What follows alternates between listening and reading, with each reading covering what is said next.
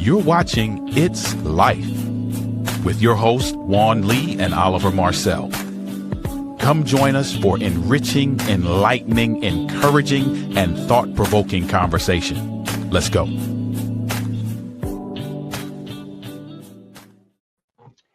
What's up, everybody? Well, hello, everybody. How's everybody doing? Welcome. Hey, guess what? We got Oliver here. Oliver's here. Hey, and guess what?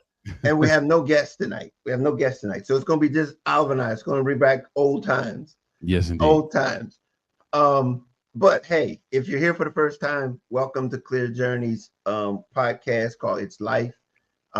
We are about providing resources and education and a mindset for success in all areas of your life. And we want to welcome you here to It's Life.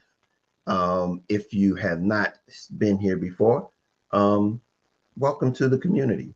If there's something that you like, please give us a like button, a thumbs up, and subscribe to our website and our YouTube channel. Now, our website has been revamped. So by all means, we want you to go over and check out our website at clearjourney.org and tell us what you think. If it's something over there that you like, let us know. Join a part of the community. Join the community over there. Keep in touch with us over there. Also, I'm the founder of Clear Journey, and I am the author of a book called Love Made Simple, The Guide to Inner Peace, Contentment, and Success, which is the foundation of Clear Journey. And so if you want to get a copy of that, you can get that also over at the website also. It's there on Audible, and it's on Amazon, and it's digital over there. So you can get the book, the download, or you can get an Audible. So it's there for you. But the thing that we want to do is give you this for just going over there, because one of the pillars of what we do is dealing with finances and having the right mindset to be able to navigate life with the right attitude for dealing with and managing your finances.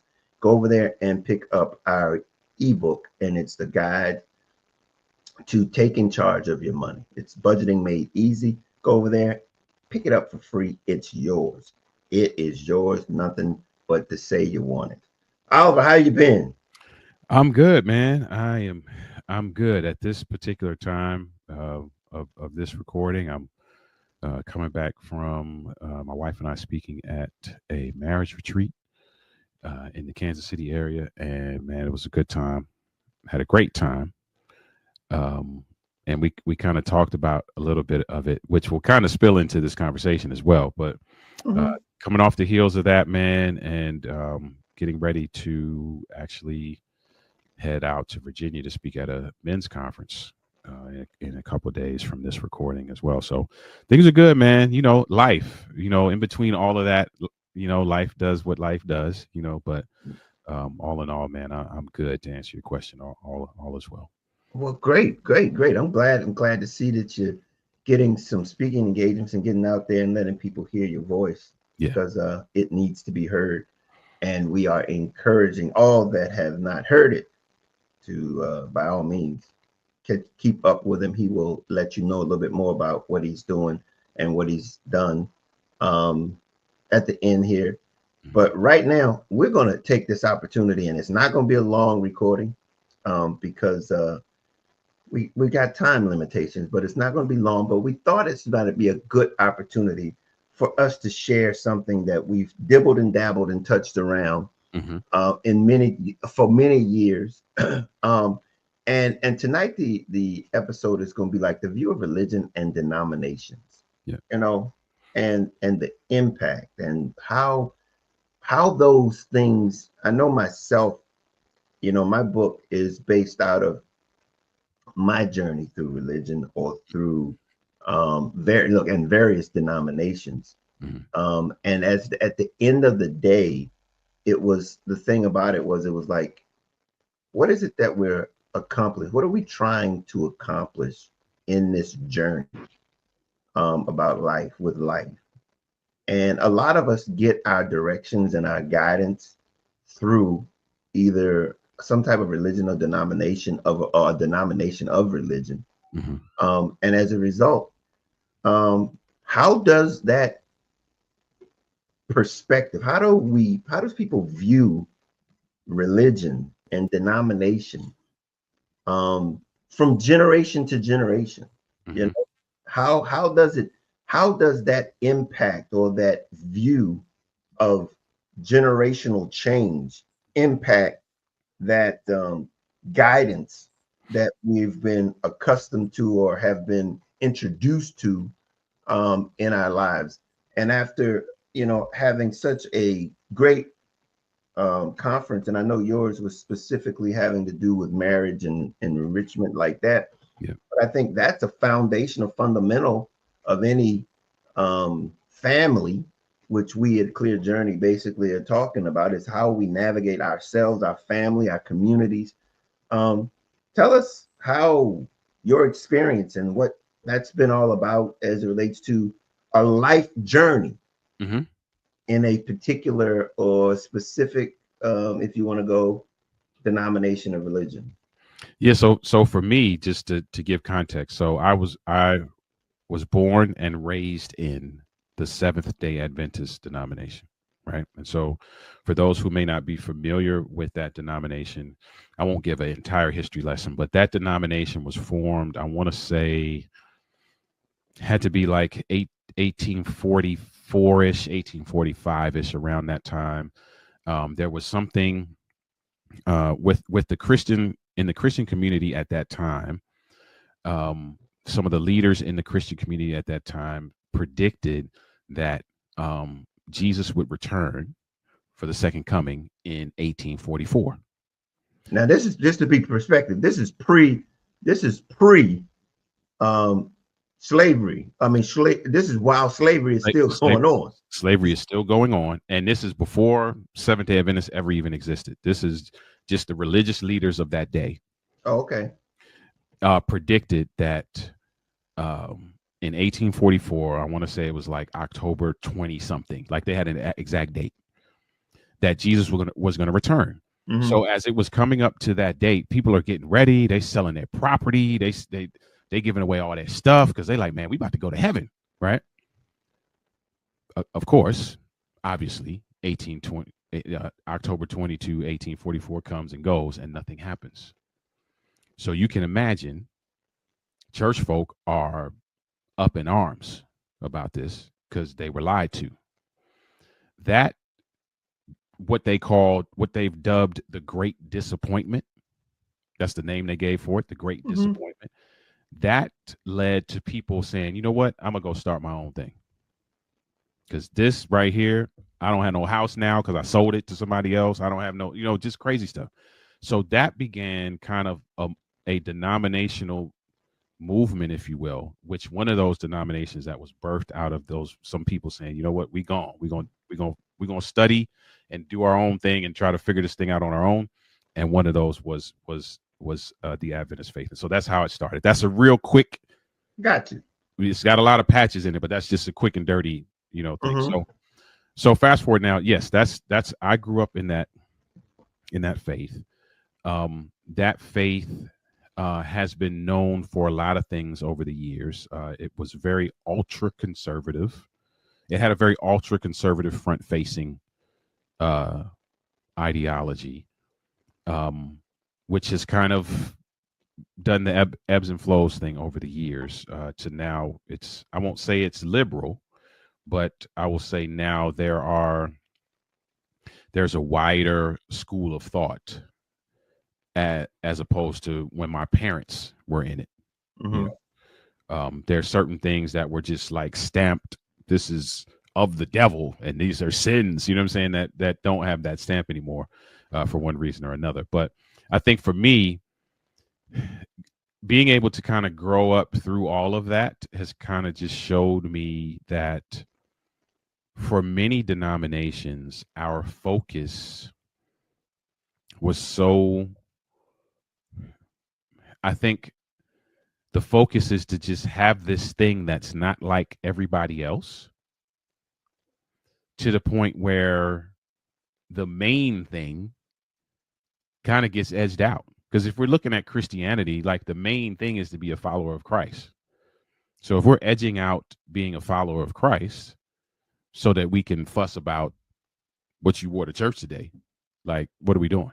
You know what I mean? And that's kind of some of the things that we saw. And I can't speak for all denominations, but I know for me, what I saw is that there became this very stringent focus on things that, in my mind, even growing up as a kid and a teenager, was like, man, I don't feel like this has any salvific value at all.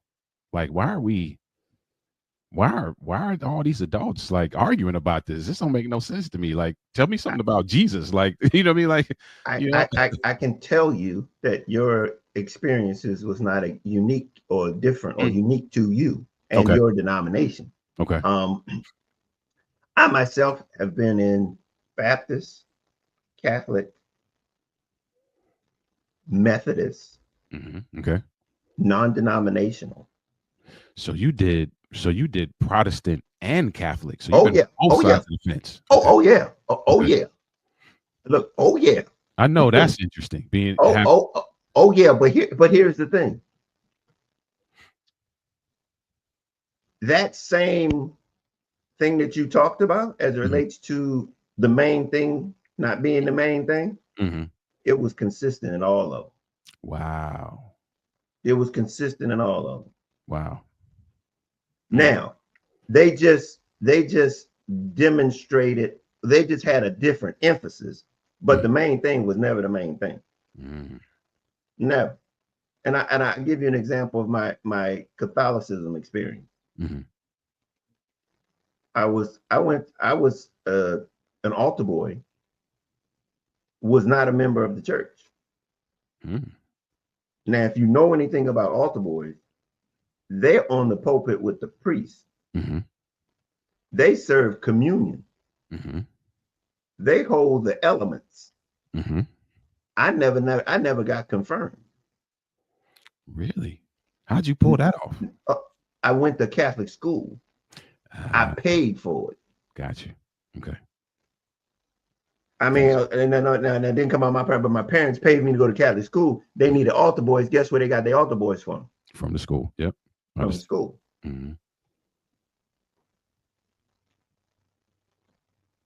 I speak it as it is. It is what it is. Hey, yeah.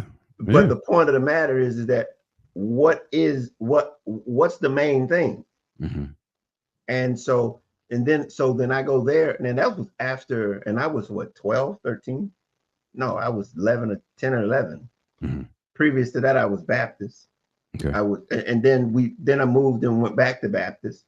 And I'm talking about Southern Baptist. Yep. Okay. Yeah, because there's a difference. Oh, absolutely. There's a difference. Absolutely. Yep.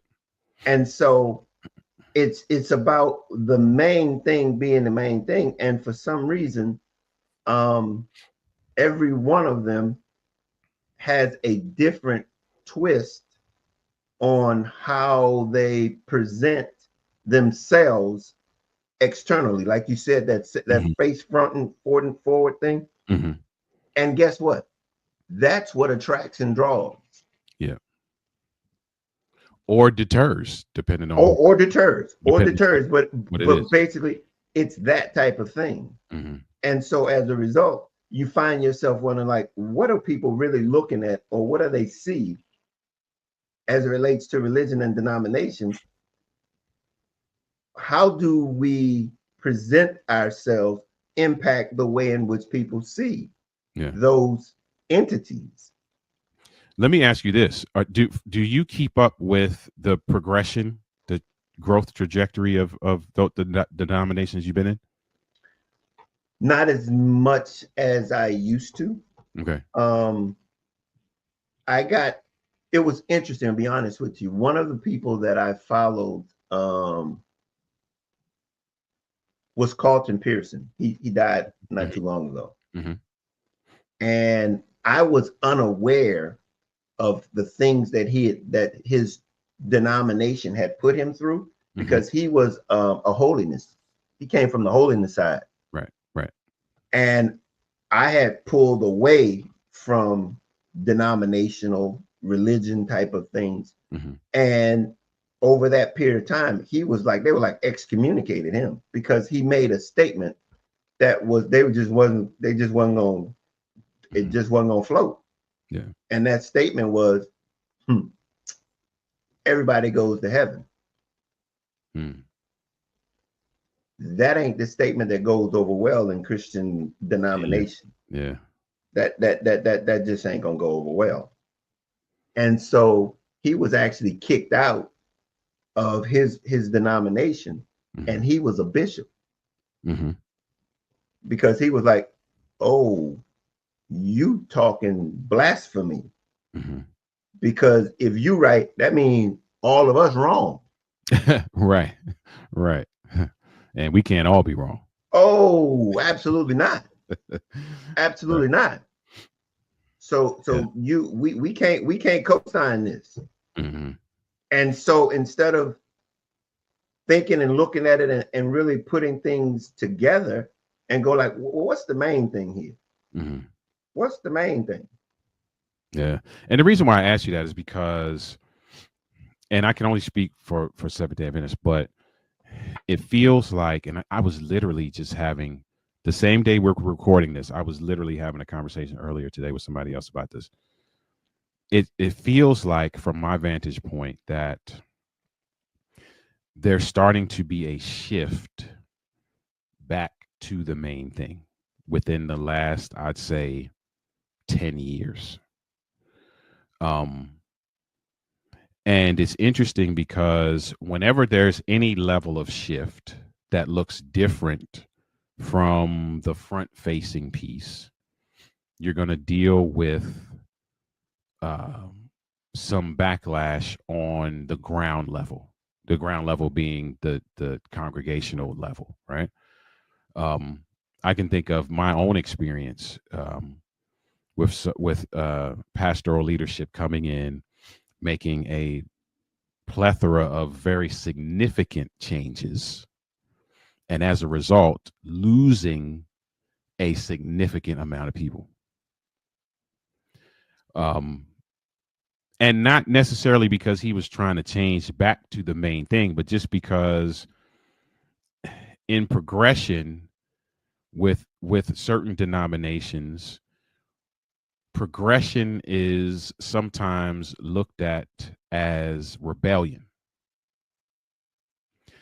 And especially if the progression doesn't include some of the foundational, and for those who are listening, I'm doing that in air quotes, some of the foundational things that the older generational constituency feels like should be included, right? So you end up, having this, this parting of the ways over certain issues. And I was just wondering if you're seeing that in Baptists and in some of the other spots. Oh, again, tradition holds a very strong hold on denominational. I don't care what denomination is strong. I mean, tradition is like trump card. Yeah. It's a trump card. And so I think it should, I mean, it's a very interesting wording that you use when you said progression. Did you use progression? Yeah, progression. Yeah. Progression and growth is looked upon a little bit different. Yeah, and they're probably, now that you say those two words, they're not synonymous often either. No. Yeah. And so if we're looking at growth implies that it takes you from one place to the next. And it doesn't diminish the previous. Progression, on the other hand, has a perception that it's taking you somewhere differently. Yeah, out with the old and with the new. Yeah. It's taking you somewhere different. Instead of growth is something that you're building on, and that doesn't discredit the past, Yeah. but it's saying that we are advancing, we are evolving out of that soil Yeah.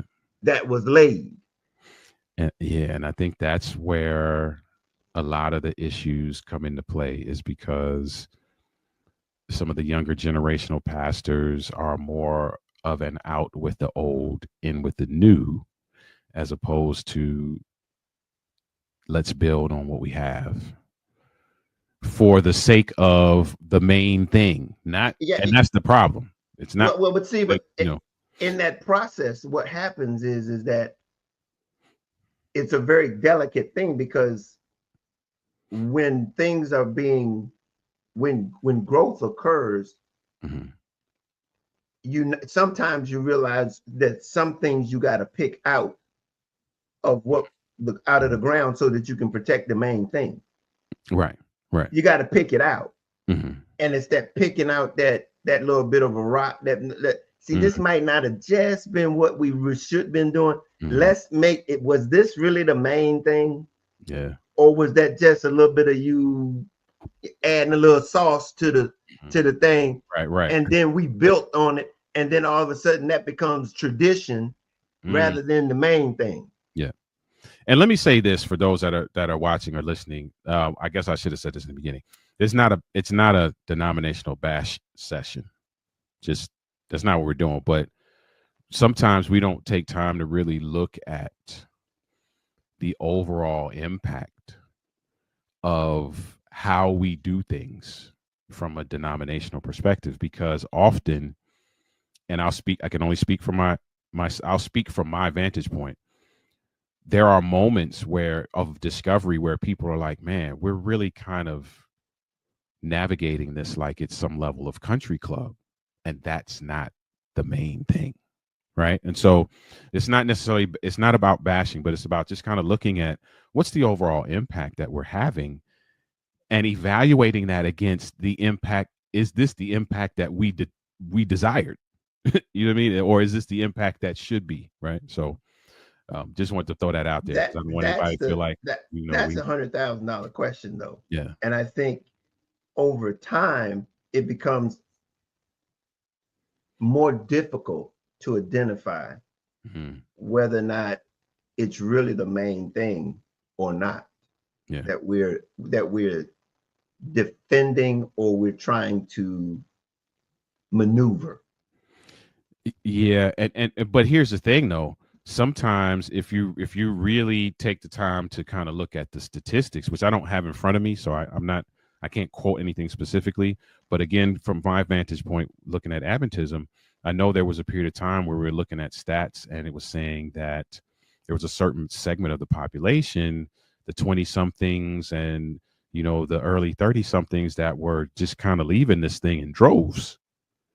And what's happening there? Like, where's the level of disconnect that they feel? What's causing that? Like, really taking some time to kind of dig into the impact, which is what we're saying. Like, what is the impact that you're having on this group of people that causes them to feel like they don't need to be a part of this entity? They don't need to be a part of this community, right? For one reason or another. And so I think it's really important to look at those kinds of things, because then it helps you evaluate, okay, here's what the mission really was. Is that what we're living out right now? I.e., bringing up my book Love Made Simple Mm-hmm. was really out of that awareness Mm-hmm. that really began to say, because those numbers was like 15%, and I can't they're in the book. There was a percentage that don't even believe, Mm-hmm. and don't want to be a part of any type of church or religion. Mm-hmm. But the fact is that um, we have to realize that the younger generation, and it's that younger generation that we're referring to, that Mm-hmm. are pulling back from this concept, or this directions that we're talking about.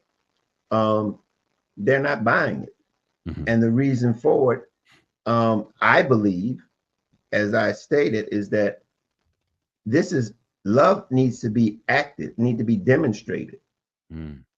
And when we show hypocrisy or contradictions Mm-hmm. between what one say and what one acts, Mm-hmm. there creates this confusion Right. that draws people and I'll leave that alone. Because one thing that we're looking for is clarity, Mm-hmm. directions in life. Yeah. And so this particular um, perspective, how does it impact? A lot of people are looking at it and going, hmm, is that really what I'm wanting to be?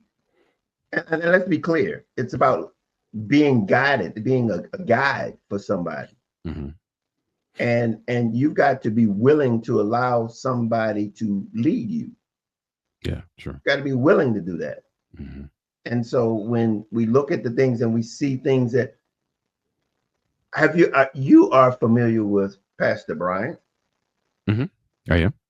He came from Baltimore. Now he's in Atlanta, I think. Mm-hmm. He's gotten so much criticism for being progressive. Mm-hmm. And I think in the space of denominations, I think if we keep in context what it is, the main thing, Mm-hmm. um, or let me say this: if you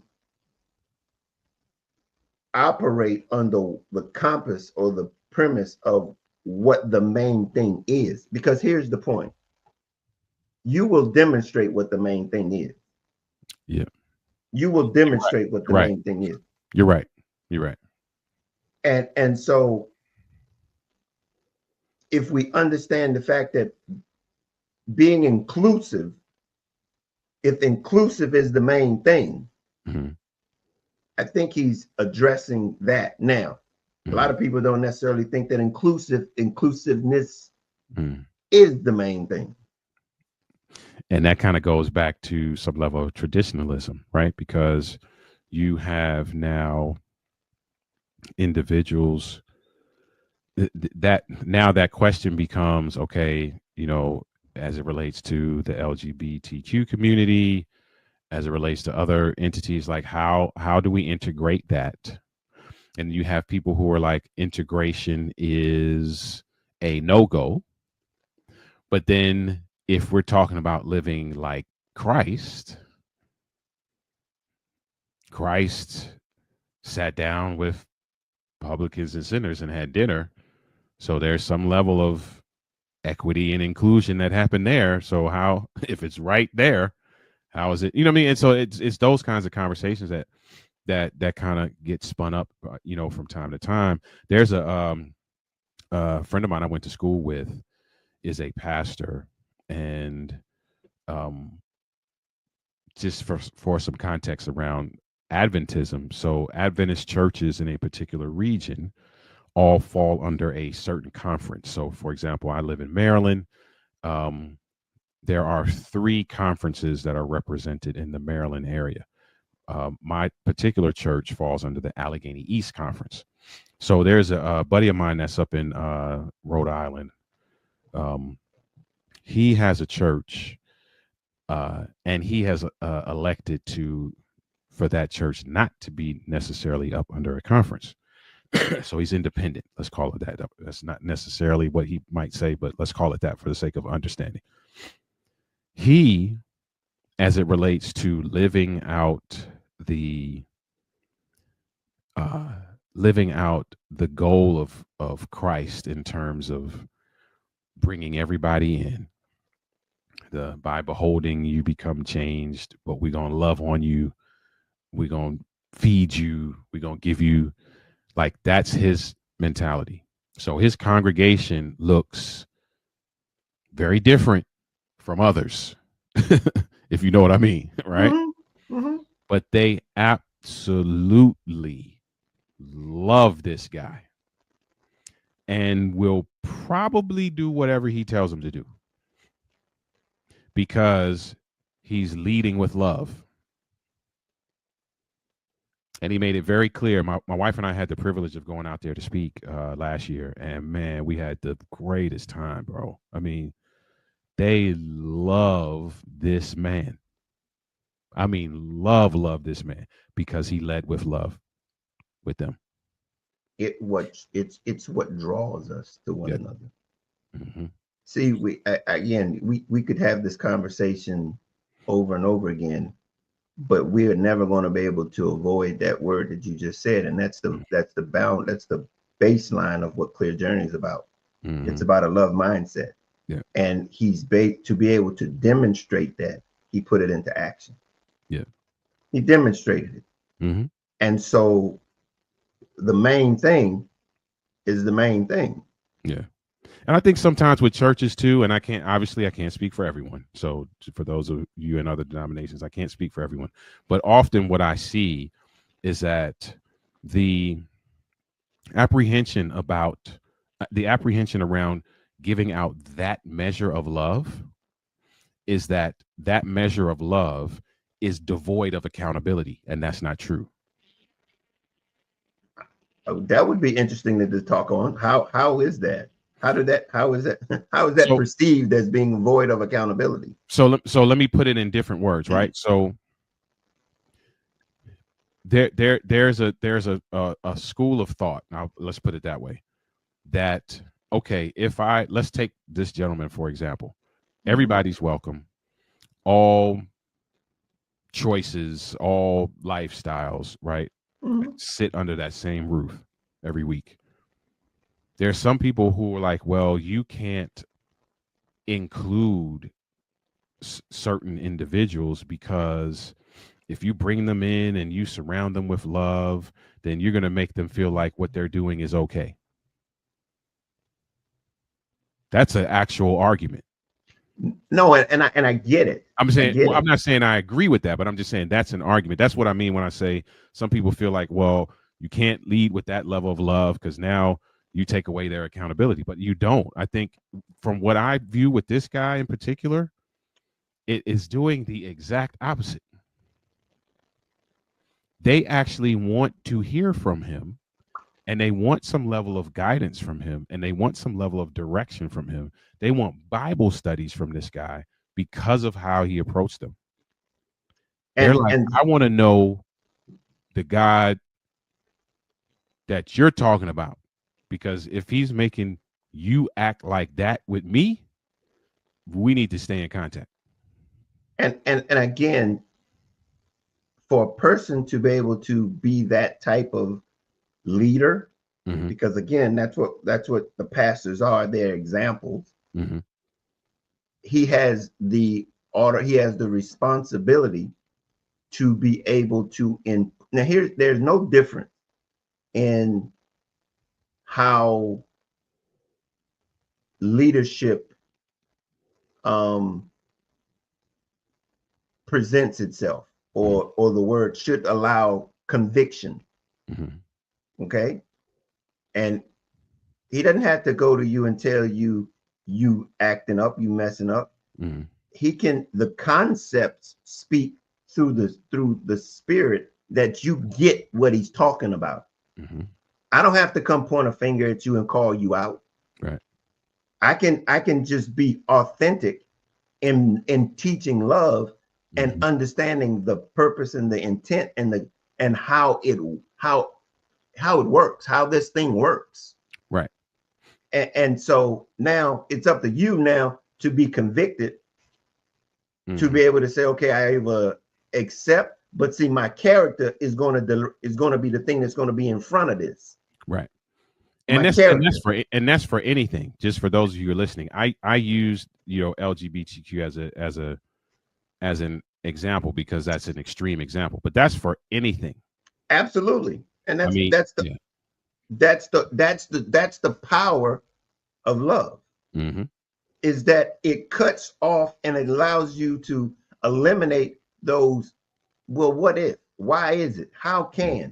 because we don't deal with all of that. Yeah. It deals with, this is how it acts. You are drawn to the act, and now let it convict. Right. And so if we're talking about keeping the main thing, right?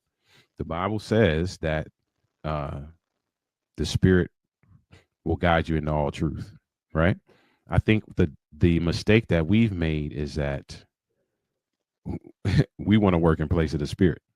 So we want to guide people into all truth. That ain't our that's not what it said. That ain't our job. Right. And I think once we make that our job, then we start trying to get people to align themselves with our ideology, not the ideology. All you do is demonstrate. Mm-hmm.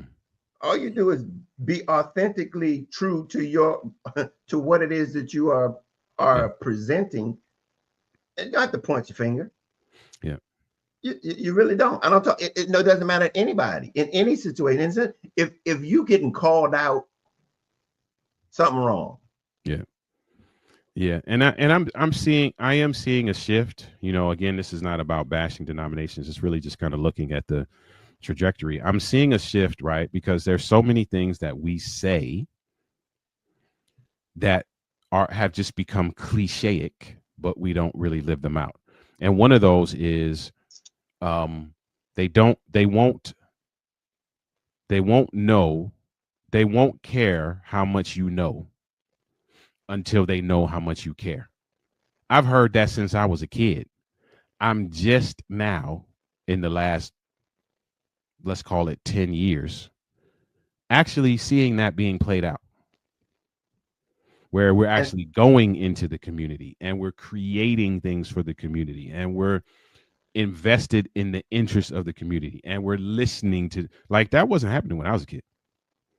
If we went out into the community when I was a kid, we were trying to force feed them something. They call it, and that was their way of outreach. That was outreach, and that was witnessing, right? Yeah. We wasn't listening to nobody. We was like, we need you to listen to me, right?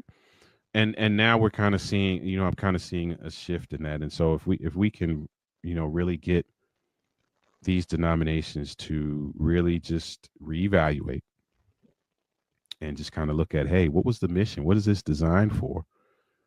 What's the underlying reasoning for our existence in Christendom, not just this denomination? We might see the impact shift as well. I think that is a good start to being able to bring unity in this place that has so much influence over the lives of so many. And here's the last thing I'll say, and this is it's a shameless plug, but I really mean this. The other thing that I'm starting to see now, and trust me, it's in pockets, but I'm seeing it, is that we're starting to recognize that the lifeblood of the congregation and the strength of the congregation is only as good as the lifeblood and the strength of its relationships. And when the family splintered, when the marriage is awry, you can count on the disorganization and dismantlement of the congregation. And so what I got to shout out my pastor, Dr. Noah Washington. When he hit the ground at that church, he hit the ground with an immediate, urgent desire to flush out what the needs are: mental health, marriage, parenting, singles. Allowed us to survey the congregation to identify the needs, and is systematically putting some things in place. So I got to shout this guy out, because that is not something that you see. And again, I'm talking about my denomination. Yeah. You don't see that often. And I told you this before I went on. We came on camera. The retreat that we went to was put on by a conference out in the Midwest. And it's the first time that I have spoken for a retreat sponsored for this by this denomination where leadership was present. So if we can duplicate that in all these other spaces, we will see the impact be different. Well, and that's our hope. It's our hope because it's such an influential entity in this journey called life. Yeah. And many of us have aligned ourselves to it without the clarity to navigate. And so hopefully this has been a just a dab attached, because I tell you, my story and everything that I'm building here, or we're building here, is based on clarity. It's about being clear so that we can navigate. Yeah. And it's through this understanding of the power of love and how it unifies, connects us, and brings us together, no matter what denomination we're in. Yeah. And whatever religion we're in. Yeah, because we didn't even go broad religions. That's true. Yeah. So let's be clear. The power of love is meant and connected to all of us. Yeah. Every one of us. And it's we who divide us, not love. So there you have it. That being said, we're gonna have look. You're gonna get it out of me one way or another. Don't worry. Oh, yeah, we trust me. We gotta flush this out in some. So, but hey, y'all, this was just a little bit of a taste of just demonstrating love and the practical application of it, because it's all about influence. It's about how, and when we talk about mindset, we're talking about taking on the mindset of love in every area of your life. And where do you learn that? Where do you get that from? And in many cases, we find ourselves aligning ourselves with tradition instead of love. And we need to be conscious of that and be aware of that, because that's going to guide us. It's going to guide us. So let's just be conscious of what we are allowing ourselves to be influenced with and by, and then and be conscious of it so that we can, because we're not only did we see, people are looking at us. There you go. That part. There you go. And we want to put love into action, not any other thing that draws away from it. Yeah. So, Oliver, let people know how they can get in touch with you. Listen, if you are a social media person, social media handle is right there, Denali LLC, everywhere on social media. I'm an author, speaker, and coach in the relationship building and men's enrichment spaces, author of the book, Overcoming the Man Laws, for the man who wants to be his best despite what he was taught. And so if you are looking to empower the relationships that are under your purview, if you're looking to encourage and enrich relationships, both personally and professionally, and or to have the men under your care win at every area of life, you can definitely reach out to me. I would love to have a conversation. You can also email me at the email on your screen. Hey, reach out to him.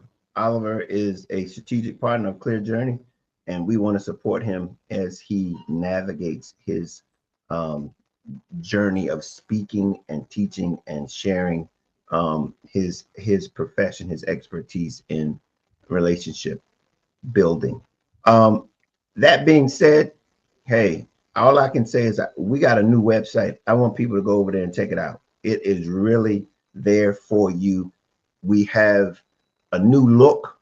We will be again seeing a lot more of that in the future. But we are excited about it. And if it's anything that we can do for you, you can reach us at info@clearjourney.org. And we're here to help and support you. So as we say all the time, we can't change life, but we can surely help you navigate it. So until next time, we'll see you then. Later.